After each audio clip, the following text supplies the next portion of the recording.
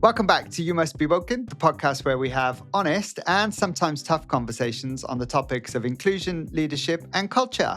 And today we're launching a special International Women's Day mini-series.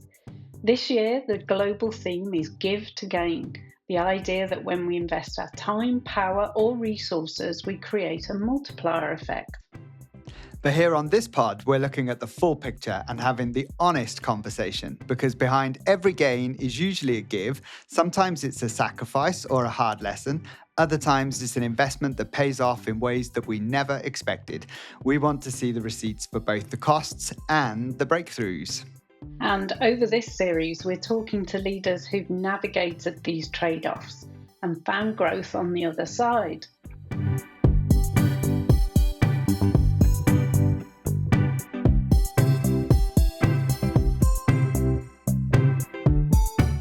And today joining us is one of my personal favourites, Amy Barnes, who is or was the COO of Markets and Securities Services Technology at HSBC, and more recently for her amazing focus on coaching others. Welcome, Amy. Thank you. Now, Amy, before we get into the messy stuff, we have a woking tradition for this series. And that's our 60-second CV. So you've got 1 minute to tell us who you are, what you do, and the high gloss version. Yeah, no pressure. Clock's No ticking. pressure at all. Okay, so I'm a managing director who works at the intersection of business, operations, and technology. And I help organisations move from strategy to execution. Most of my career has been in markets and security services, as Dawn mentioned, so I'm used to a fast-moving, high-pressure environment where the stakes are high and delivery really matters. I've led global technology organisations at scale and been responsible for multi-billion-dollar budgets, but I specialise in cutting through complexity and solving multi-layered complex problems whilst running highly effective and efficient operations. So on a day-to-day basis, you might find me resolving competing priorities, fixing broken operating models, or modernising technology estates. But what really motivates me is building high-performing and inclusive teams. I mean, developing leaders, strengthening culture, and creating environments where people and technology together deliver real impact. That's what really gives me a buzz. Love that. You proper nailed that, and within 60 seconds as well. Yeah, how did I do? Did I do it? Very, very good. I am very conscious, though. I am very conscious that was the high gloss version. So let's change the scenario for a second. This is You Must Be Woken after all. If you were in a pub with me and Dawn after a very, very long, hard Tuesday daytime, it's now 7 p.m. Would you still describe it the same way, or what would that version of your CV look like? Absolutely not, of course. I would say, if I'm being polite, I'd probably say it was non-linear. I might say it was messy. I don't think in those early days of my career, when I was crawling around in my jeans, lifting floor tiles to lay cables, that I'd have gone, when I grow up, I want to be a COO. So non-linear, but actually there is a thread that goes through it all, and that is problem solving and complexity. I'm always attracted to that. And I've been very lucky that I have built my career on my skills, not just what was the last role I did. And so from that perspective, it's been fabulous, but a little messier than the high gloss version. Nice. You definitely deserve a wine, right? Or three. So, Amy, looking back to when you first stepped into a boardroom, what was the price women were expected to pay just to be in that room? And as we sit here in 2026, what's the biggest change you've seen in what we have to give up? Well, I really felt that I had to be one of the boys, actually. I mean, I wore trouser suits, and I do believe I even wore a pinstripe trouser suit as well. And I also wore very high heels to make me as close to the height of all the men in the room as possible. So it was really trying to mimic something I wasn't. And most successful women around me were doing the same as far as I could see. I don't think we have to do that anymore. I'm really pleased that I don't think we have to give up our personalities. We can be effective and deliver high impact outcomes without having to pretend we're alpha males and mask who we really are. And of course, that's, very refreshing now. Do you know what? It's genuinely really refreshing to hear, actually, because I think as a man, right, I genuinely wouldn't have noticed. And I'm sure for both of you, you would say, "Well, of course you wouldn't, right? Why would you?" But I wouldn't. I wouldn't have thought that kind of pressure on women, back then would have been that way. I just wouldn't have. And I guess that's a symptom of the reality of the world, right? Is that why would men realize that? But for you as women, different story, right? I don't think we realised it at the time, honestly, either. It's when you come out the other side that you start to reflect. Yeah. I think so. And it's when you look back, I mean, I tell stories about, it's interesting you chose dress. I tell stories about that too. And I also think that if you step back into an environment now, I had an experience last week that reminded me of 20 or 30 years ago. And it makes it all the more stark. So it's really interesting. Wow. Okay, but so in the theme of this year's International Women's Day, Give to Gain, tell us about a specific moment where you were either given a seat that you didn't think you were ready for, maybe, or when perhaps you've pulled the chair out for somebody else. Tell us about that. What was the breakthrough? So there's a bit of a story in this one, actually. So our old organisation was running a development programme for women who were coming through into senior leadership. And there was a number of us who were invited to join the cohort over at Cranfield Business School. And we were to have dinner with them for the evening. So, more senior women come and join them. And we were all sat there for dinner, and each of us were given a table. So I sat there with 8 wonderful women, heard about their day, they were having a brilliant time, and we chatted all evening. And I don't really remember sort of like the deep and meaningful conversation. It was just lovely chat. I do remember someone saying to me, "What really stresses you out?" And gosh, the laundry on a Sunday, just trying to get the house straight and arguing with my husband about who's doing what, ready for the next week. Anyway, we finished our dinner. And then it was announced that someone had to stand up from each table and tell the room what they'd learned from their leader at the table. At which point I was utterly mortified because I was thinking, oh my gosh, I've done nothing. We've just had a lovely chat. So I held my breath until the woman stood up on my table and thought, goodness me, what is she going to say? And she said this quite simply: "I've learned that senior leaders are normal." And for me, that was a massive turning point. And I felt really, in retrospect, that I pulled out 8 chairs that night. But more importantly, someone pulled a chair out for me because I realised that this is the work that needed to be done. People needed to see normal women making it, not the glossy version that stood on the stage talking about everything they'd given up or outsourced to get where they are. They needed to hear that it was real, and because it was real, everyone can do it. So that's really where my work in this space started, and I haven't looked back since. I'm really grateful for that wonderful table of ladies that evening.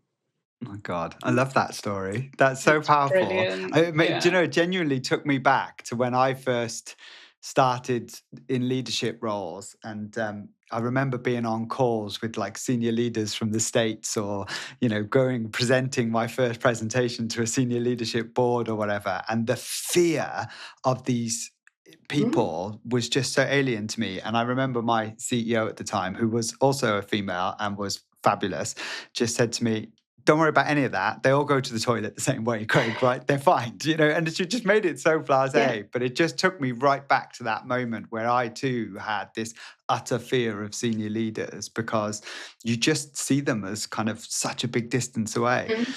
Love that. Yeah, and we're really all quite normal. Absolutely. Some of us more than others. Brilliant.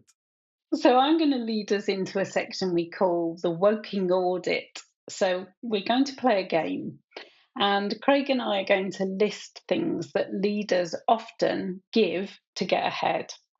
And you tell us if you'd keep it because it made you who you are, or you'd refund it because it wasn't worth the cost. Okay. So keep or refund. Okay, so I'm going to kick us off then with the 5 a.m. start to get a head start on the day, getting the inbox sorted at 5 a.m.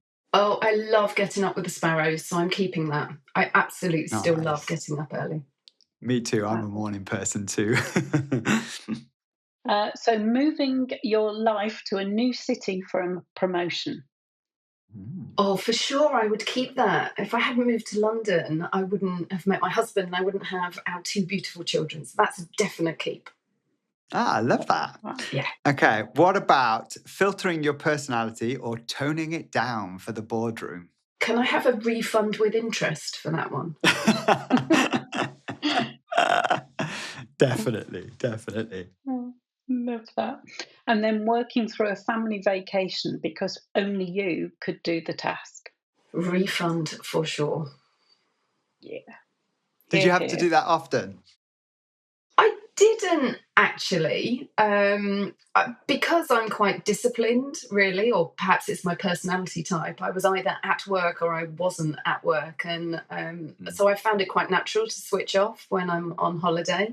I did it once, and it probably wasn't worth the grief I got actually from the family after that. So I didn't make a habit of it, that's for sure.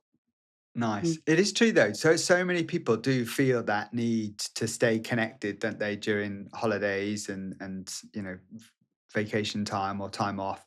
I always find that Christmas is the best time of the year to take a break because it's usually when everybody's off, right? But other times, even I still do that. I still find it the need to kind of dial in or check in, and I always blame the fact that it's because I own the business, etc. with Dawn, so I've always blamed that. But actually, I probably used to do it when I was working in exec roles anyway. So. Yeah, I think you need to look into why you're doing it, don't you? That's what I used to question myself. I'm on vacation tomorrow, so I'm now not talking to anybody for 2 weeks. Okay. Good for you. You have our permission, Dawn, definitely. So, if we were talking to a young woman listening who's being told she has to give it all to be a leader, what's the one thing she should refuse to give up, no matter how big the gain is? So, first of all, I'd say she needs to think about who she's listening to. I'm just going to put that out there. But I would say never give up your values. And if you don't know what they are, do the work. Because if you're working aligned to your values, you're going to be authentically you. And if you're authentically you, you're going to be doing your best work and the rest will come. So figure out your values and then be brave enough to stick to them. That's what I would say. Don't give those up, ever. Nice. I love that. And I think in terms of boundaries as well, it's so important, isn't it? I'm coming to the tail end over the next 10 years, I guess, of my career. And the one thing I did when my children was young was give up time with them. And I definitely wouldn't do that again. Yeah. Nice. And sometimes needs must, but you have to figure out what's the priority and when for you, don't you? That's valuable work. Yeah, love that. I'm taking 2 words from what you've both just said there: time and authenticity, and lean into both of them. Be protective of your time and lean into your authenticity. I love that. Okay, so I'm very conscious of time, and I really want to talk a little bit about the theme of give, because Amy, we've known you for a while now. You've done lots of work with EA previously in different roles, different projects and things. From our perspective, seeing you give your all to those projects has been really helpful. We've gained a lot from it. The people that have been involved with the programs have gained a lot from it. What I'm really keen to understand from you, though, is why those investments. Why have you chosen to give, whether it's booking the projects, whether it's been involved in the projects you've been involved in? What drives you to do this stuff? I think you just took the words out of my mouth, really. It's authenticity. If you're going to invest in something, you have to authentically want to do it, and that's one of the questions that, Dawn, I know you always ask at the beginning of engagements. What's the appetite to do this? And I think if the work needs doing, first of all, partnering with people who are experts, that's a given. But I then think if you are the individual in the organization, people are looking at your faces, not the third party partners that you bring in. They're looking at you, they're looking at the leaders. And if you are going to have any hope of success, I think you need to believe in what you're doing. And if you believe in what you're doing, you need to be sharing that. I mean, so much buy-in is on a human level. No matter how much organizations talk about process and measures and things like that, people are reading humans all of the time. And for me, that is really important to do that. Nice. I agree. And that's what makes the impact, isn't it? That's the difference between good and great. Absolutely. And I think you're always on a stage, really, aren't you? Particularly in leadership positions, even when the lights are out and no one's watching, really. And I think you should always look to share what you believe in.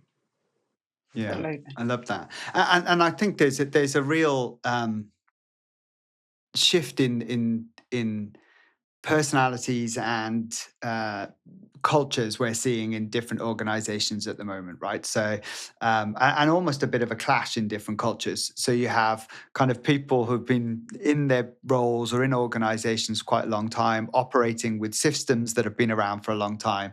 And then we've got a new wave of women. And you both have already talked today about how different it was when you started your careers to where you think it is today. Those individuals coming into the workforce today are starting with a kind of blank piece of paper, if you like, and the world has changed quite a lot. So they need people who are going to show them the way or help them with the ladders that are required in today's world, as opposed to what was required 10, maybe 15, 20 years ago. What do you think that the challenges are for women starting out their careers today? I think that quite often they can't even see a ladder. So they don't know who to place their trust with. They're looking around. Where do I go from here? What's the right answer? Who am I? The number of times I've been questioned, I've got to get my brand correct. I'm like, do you really? Or do you just need to be you and then figure out where you fit? So I think there is a real rush to find the answers. That's what it seems to me in the younger generation. You know, how do I get over there tomorrow? Well, you know what?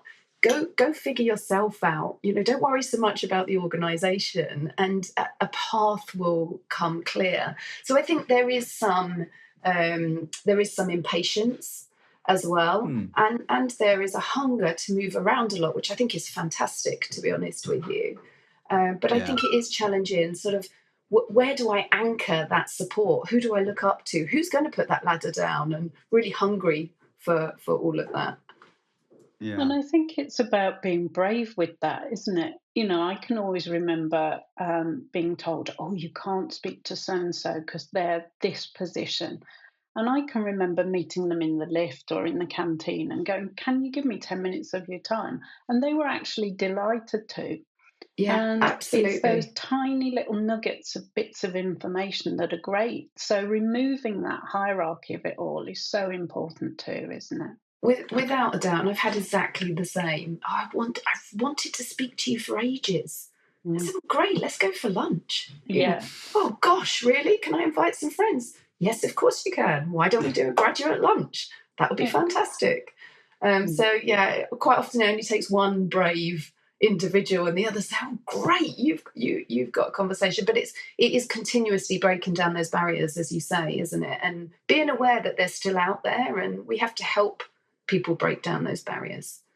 Yeah, because often the challenges are not necessarily different; they just look different, right? Or and it speaks to what you said a bit earlier. Really, if somebody is confident in their own skin, they're going to be much more confident to ask those questions or to ask for help or to, lean into those leaders who would be willing to give up some of their time to help others.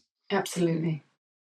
Nice. I love that. I'm very conscious of time. I could keep you here for hours and hours talking to you because I find you fascinating. We should get you back when we do a technology episode because I'd love to talk to you about your thoughts on AI, the future, and what the impact will be and all of these kind of great stuff. But to finish this up, to finish this up today, we're going to do what we're calling the Woking Rapid Fire. A couple of questions to finish you off. So Dawn's going to kick us off with the first of 4 of these rapid fire questions for you. You've got no time to think of these ones. Yeah, first thing in your mind. So the undo button, if you could give one piece of advice, what would it be? Oh gosh, don't stick around too long waiting. Take some risk, take a plunge, go for it. Love that. What's a piece of standard advice that's actual rubbish and you just scrunch it up and throw it in the bin? Oh gosh, the fact you should know what role you need to be in 3 years' time is an absolute pet hate of mine. I think it's ridiculous. Oh, fabulous. What's something you gained from a failure that you now wouldn't trade for a success? Gosh, I think that sometimes you have to realise that you can't fix everything for everyone else, and sometimes you have to put your own well-being first. I love that. That's probably my favourite answer of the day. Until this question, because this is my favourite question. Your leadership style needs a walk-on song. What are you playing, Amy? That has got to be This Is Me from The Greatest Showman track. I love that. That's a great choice. That's a great choice. You're not going to play it though, are you? If only I was that quick at the technology. That would be so cool. Oh, dear. Listen, I'm conscious of time, but thank you, Amy, for joining us on You Must Be Woking podcast and for being so honest about the receipts of your success. You can find out more about Amy and her organisation's work in the show notes. Yep, and thanks again from my perspective for joining us. Next time, please come back because in this mini-series, we're talking to Julie McKittrick in our next episode of this mini-series. So until then, bye from me. It's bye from me. And a bye from me. Thanks for watching and listening to You Must Be Woking, the podcast that cuts through the noise for all things diversity and inclusion. We pride ourselves on having the honest and sometimes tough conversations. So if you liked our discussions and content today, please hit the follow, like, and subscribe buttons. It really helps us to reach more listeners. And if you're feeling even more generous, why not leave us a review? It really is the best way for us to grow and help our content reach even more people.